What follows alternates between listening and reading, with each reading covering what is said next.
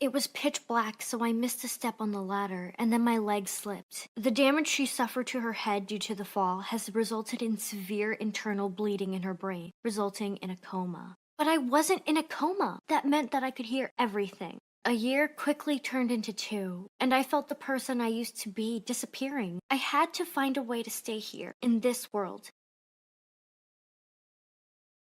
I remember loving science, but I no longer remembered any of the stuff that we'd learned at school. At the same time, my mind clung onto those memories, and at the same time, started creating new ones that hadn't existed before. I had to find a way to stay here, in this world. Even if I had to create my own world inside my head. Maisie became my best friend. She always visited on Sundays. Every time she came, she talked about our classmates. How Sophie had fallen in love with Joe, and how Kit had failed the math test, so the teacher had punished him by making him solve 10 equations in front of the whole class. Maisie's visits, though they were only in my head, were the best parts of my day. I didn't know that what I was doing in order to entertain myself was actually a kind of exercise for my damaged mind. I didn't realize that I was helping myself get better. If I'd known, I wouldn't have waited 3 years to start doing it. My consciousness was slowly returning. You might wonder, how did I realize that? Well, simply, I felt my eyelids flutter whenever Maisie visited me. Believe it or not, our thoughts have incredible power. But even so, no one knew that I was coming out of a coma.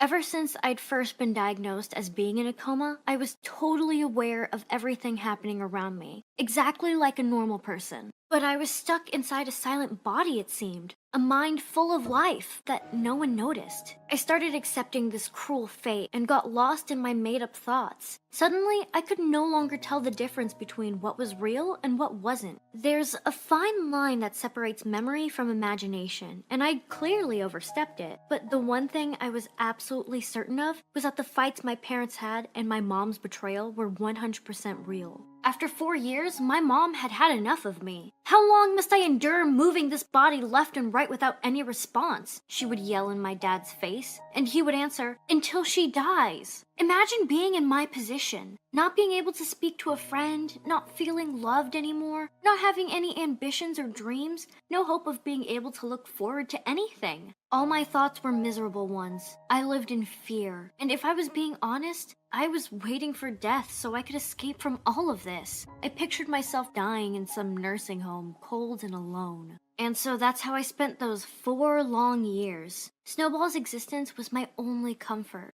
My eyelids started fluttering a lot. You might think that's not really a big deal. Anyone can do that without trying, but that wasn't the case with me. Snowball noticed what was going on and started to bark for hours and hours without stopping. My mom couldn't tolerate it. My dad came home and Snowball continued to bark. Everyone went to bed and Snowball was still barking. He was just like me, wishing for someone to realize that I was still with them. But what happened was the opposite of what we hoped for. The next day, his barking stopped completely. I didn't know what had happened to him. Mom must have gotten rid of him. I was really worried about him. Snowball was my only friend, the only one that made me feel that I wasn't actually dead. He disappeared. That day, I heard some heated discussion between my parents. You might say that nothing was new, but this time it was different. My mom decided to leave my dad. She accused him of having never been the perfect husband. She was crazy. He was the coolest dad a girl could ever wish for. He tried to persuade her to stay, but it was pointless. She screamed at the top of her voice, "It would have been better if she died that day. It's like a curse that won't go away unless I leave."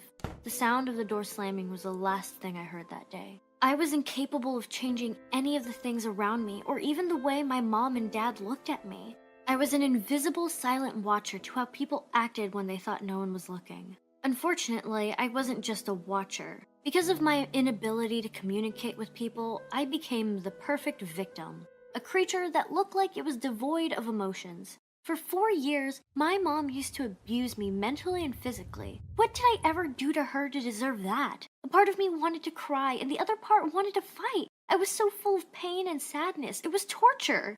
The following day, it was like I no longer existed inside the house. My dad was really depressed. He moved me to a nursing home, exactly like I'd expected would happen. I felt worthless now without Snowball, and without people around me. I became even more of a shell of my former self. Another year went by and everyone still thought I was in a deep coma. In the nursing house, everything was so quiet. No voices, no movements, and no talking. just a stranger who moved me left and right every day and who made sure that my machines were working normally. The 6-year mark came and went, and then the 7th, and everything was the same. I used to figure out that the time from the nurses changing shifts every 6 hours. That meant that on the 4th time I was moved, a day would have passed. No one visited me during the 3 years that I spent there except my friend Maisie. No one cared about me but her. I lived in terror. I knew every day would be exactly the same as the last one, over and over again. I totally lost any hope I had of hearing another person's voice. But then one night, my dad decided to visit me. I had no idea what date it was because I'd lost all sense of time. But it happened to be my 20th birthday. He held my hand and I couldn't believe it when I heard his voice. It felt like a dream. He told me, "You won't be alone anymore. I'll be with you forever from now on. I can't believe you just turned 20. Emotions welled up in me and suddenly I could feel the familiar fluttering of my eyelids. I had to open my eyes. I couldn't stay like this anymore. My dad had his face buried in my shoulder and he was crying. He couldn't see my face or my eyes, but when he turned his head, he jumped and ran outside screaming at the top of his voice, "Doctor, I need a doctor!" Perhaps emotions have more power than we realize. My dad's love for me made me open my eyes once again. The doctors ran some tests on me and none of them could explain what had happened. They only said the damage that her head suffered was apparently able to heal with time. Your daughter is out of her coma. To make sure I was able to hear them, the doctor asked me to blink twice. And I did it! Being able to communicate again, even in a simple way, felt like the best thing in the world. But even more than that was the fact that I was no longer a nobody. Dad was so excited. He didn't even know where to begin. But my movement and reactions were still limited. It would take time. There were seriously times where I almost gave up, but I had to hold on to this. My dad promised never to leave me alone, and he kept his word. At night, my dad moved my bed towards the window. It was the first time I'd seen the sky for the last 7 years. At that moment, a star fell from the sky. I closed my eyes and wished to be able to speak again. I mean, there must have been a reason for the star to fall at that moment, right? It couldn't have been a coincidence.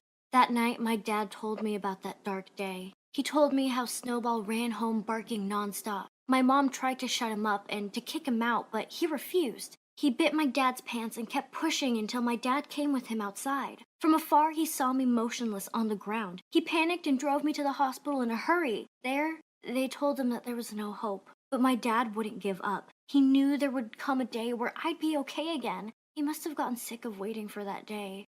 It's true that I was happy for recovering gradually. But even then, I didn't feel completely free. People around me were still controlling everything. When and what I ate, if I could stay in bed, or if I should be sitting on a chair. It didn't matter how many times I blinked, I couldn't say anything except for yes and no. One day, my dad came in all happy. He told me that the doctors had finally agreed to let him take me on a wheelchair around the city. It was the first time in so long that I get to move and finally leave my bed. I was scared. The outside world must have changed a lot. I didn't know if I should go. But I needed this. It was time to get back out there. I remember one moment from that day very vividly. My dad left me alone in the car on our way back in order to buy something quickly from the store. A woman passed by, looked at me and smiled. I didn't know the reason behind her smile back then, and I'll never know. But that small smile, a small human interaction, made me feel better again. That woman's smile is what pushed me to continue. Seeing my dad come into my room was always the best moment of my day. However, I wasn't pleased when my dad entered my room with the press who came to listen to my story. Apparently, they decided that my story was worth being told and shared. The press ruined my peace and quiet. My mom even returned just so she could be in the spotlight. She returned after disappearing for so long, just for fame. The press did help a bit though. My dad had them help us look for solutions and treatments that might help me get better. My mom, though, well, she didn't exactly show up because she suddenly remembered the importance of family. She was just there for fame, and Dad wanted me to decide if she could stay or not. Mom's answer was, "My dear daughter, do you want your mommy back in your life?" I blinked nonstop, and this meant I wanted her to go, because I knew she didn't care if I lived or died. My dad was a person who'd taken care of me my whole life. Of course he had weak moments where he wasn't by my side, but at least he still loved me enough and thought of me all the time. And for me, that was enough. And guess what? My dad got in contact with one of the big companies that made medical devices. They had created a device that gets implanted inside the brain and is connected to a special computer. The device sends electric waves to the computer that then says the words out loud. That company heard about my condition in the media and were happy to help me. The first time they tried this on me was pretty funny. Everything I said made everyone laugh, but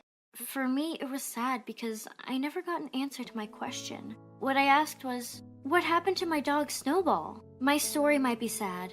Some of you might believe it, and others will say that it is just a product of my imagination. But what can't be denied is that there are a lot of people like me in this world who no one knows anything about because they don't have the ability to connect with people. It wouldn't hurt to act nicely towards them and not to ignore them, because like me, they have feelings too. My suffering lasted for 7 years, but I truly believe that the star that fell that night was the reason my wish of being able to talk again came true. Everything happens for a reason. I opened my eyes and squinted. The light was so bright, and for a moment I almost forgot where I was.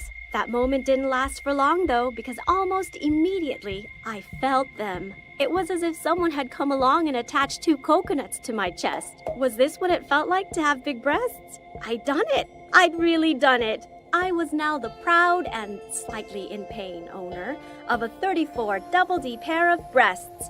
I tried to sit upright against the back of the hospital bed, but it hurt. The surgeon had warned me that I'd feel tender for the first week or so, but I hadn't expected it to be this painful. How would I even get out of bed? A nurse passed by and saw me struggling. She propped me up against the bed and told me I needed to rest. Then she smiled reassuringly at me and told me that I looked great. Did I wondered. Or had this all been a mistake? I allowed myself to get lost in my thoughts for a bit, thinking back to all those moments in high school where I'd allowed my insecurities to get the better of me. It's not like I was ugly or anything, but had I been the most flat-chested girl in school? Yes, I had been, and it had bothered me a lot. I remember this one time when Savannah, the most popular girl in school, had invited us all to her sweet 16th pool party. I'd been so terrified of everyone seeing how non-existent my chest was that I'd actually stuffed my baby brother's Play-Doh inside my bikini top. It had been the closest thing I could find that might have been similar in texture to breasts, and when I looked in the mirror nervously before the party,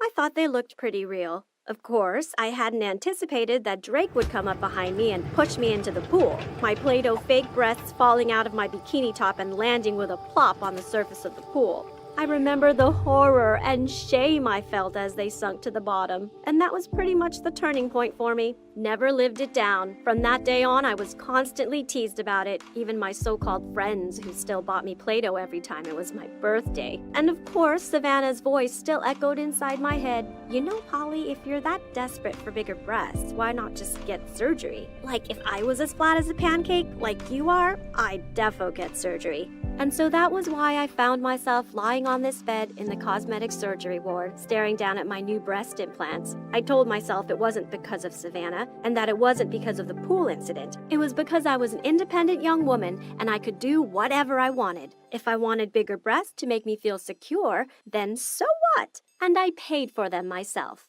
Okay, that last part is a bit of a lie. You see, when I went off to college, my parents gave me an allowance for the whole year. My parents aren't that well off, so I knew I had to budget carefully. Well, I'm sure you can guess what I did. I got to college, located the nearest cosmetic surgeon, and scheduled an appointment. I was supposed to bring someone along with me so that they could drive me home, but there was no one I felt comfortable enough telling. I mean, of course, people would notice soon. It's not like I could hide them from anyone. They were huge. I'm pretty petite, so they stood out a lot. That first week, I wore baggy sweaters to hide them. They were a bit bruised from the surgery, so I didn't want anyone else to see until they were fully healed. I was staying in a dorm with 2 other freshman girls, and so there was no way they wouldn't notice. They squealed when I showed them, and one of them said, "Oh, girl, the guys are going to be all over you." And they were. After they'd healed, I felt confident enough to wear low-cut tops for the first time in my life. No longer did I need to hide my flat chest. I felt feminine, and maybe now I'd finally get a boyfriend. No guys had been interested in me in high school,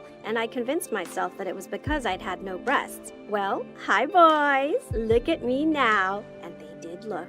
They looked a lot. I was still shy, so whenever I caught someone staring at them, I blushed. Eventually, though, I started to enjoy the attention I was getting. It made me feel like I mattered and that I was attractive. Pretty soon after, I met a guy called George at a party, and he asked me if I'd like to go out with him sometime. I was so excited that I said yes, and then quickly ran off to find my friends to tell them. They hugged me and we did a celebratory dance. Then I realized that it was kind of rude of me to run off like that, so I headed back to the room where George was. As I entered the room, I couldn't see him. Then I spotted him. He was standing with a group of guys and they were all laughing. As I got closer, I realized what they were laughing at. He was holding 2 balloons in front of his chest, and even though the music was loud, I could still hear what he was saying. Hi guys, I'm Polly. Do you like my fake breast? Look at me, look at me. I was so humiliated. He'd literally just asked me out on a date, and yet there he was mocking me in front of everyone. He was no different from the boys I'd gone to high school with. I ran out of there in tears and didn't stop running until I was back in my room. How had he even known they were fake? And why did he think it was okay to laugh at me like that behind my back?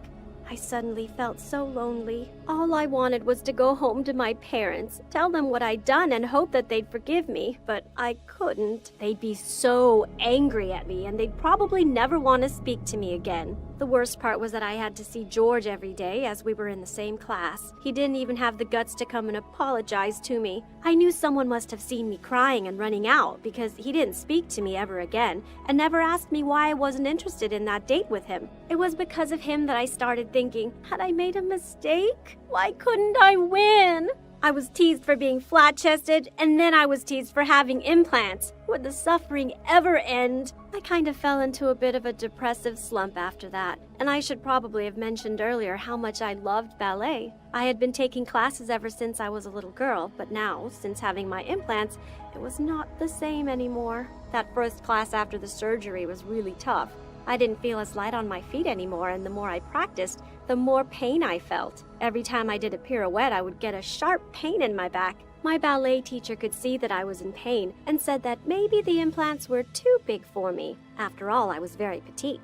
The one thing I thought would change my life for the better was actually destroying it. Boys thought I was shallow, I was in pain, and even my ballet teacher was treating me differently. And to top it all off, I was seriously running out of cash. I'd spent 90% of my allowance for the year on the surgery, and I barely had enough left to pay for food. There was nothing else for it. I'd have to get a job. I applied to a few bookshops, but none of them hired me. It got into my head that it was because of my implants. They were judging me and assuming I was some bimbo. Finally, I decided to apply to a diner. I saw they had an ad out front, and when I went in to ask about it, they hired me on the spot. In fact, they pretty much hired my breasts on the spot, because that was the only place the manager was looking. I swear he didn't make eye contact with me once. I felt sick at the thought of working for such a man, but also I needed the money desperately. My life became a monotonous routine of study, work, sleep, and I was in so much pain from the implants that I ended up having to see a chiropractor to try and help ease the back pain I was getting. It was a never-ending cycle, and every spare dollar I had went towards finding a more comfortable bra to support my implants or on pain medication.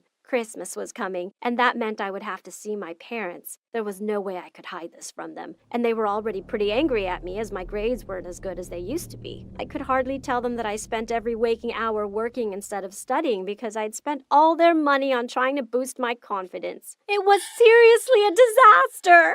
Just before Christmas, I was working on one of my last shifts at the diner for the year. I felt relieved to get out of there. I was sick of my manager staring at my chest, and that shift was no different. I have never been so upset in all my life. All those fears I'd had about people perceiving me as shallow and attention-seeking were coming to the surface, especially that I was never used to it before the surgery. As I walked home in the snow, tears running down my cheeks, I made the decision to tell my parents and ask them to help me to get these stupid implants removed. Getting breast implants was the worst thing I'd ever done in my life. I couldn't live like this anymore. Well, my parents were, of course, furious, but more than that, they were upset. Upset that I'd been such an insecure teenager, and upset that I'd betrayed their trust like this. That Christmas vacation, they could see how much pain and humiliation my implants brought me, and without me even asking them, they offered to pay for me to get them removed. I didn't even have to think about it. I knew it was the right decision, and I was so unbelievably grateful that my parents supported me, even after how I'd betrayed them. I can't explain the lightness I felt when they were removed, not just physically, but also mentally. I felt like a weight had been taken off of me. I could breathe again and practice ballet. And I even got a job in the library so that I could pay my parents back for the removal surgery. This time, no one looked at my chest. In fact, no one even cared. I realized that my insecurity about the size of my breasts was self-inflicted, and that true friends couldn't care less about how big or small they were. Getting implants was seriously the biggest mistake I've ever made. But hey, if I hadn't done it, I might not be as happy and comfortable in my own skin as I am today. I guess there's always a lesson to be learned.